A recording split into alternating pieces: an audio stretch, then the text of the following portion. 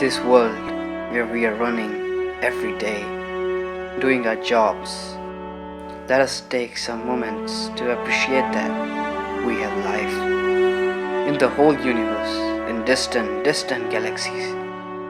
We are not sure if exists a beautiful thing as beautiful as this little time we call life. Life is miracle, a miracle that originated on earth, the miracle nature gave birth to, the miracle whose ingredients arrived from space. Nature is our mother who gives us air to breathe,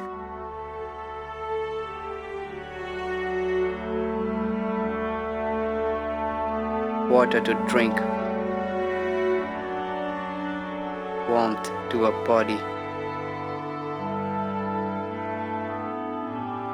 shelter to thrive, and in return wants absolutely nothing from us.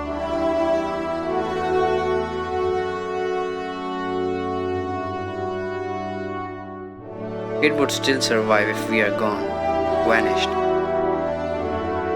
It would reclaim its land and thrive as if nothing happened.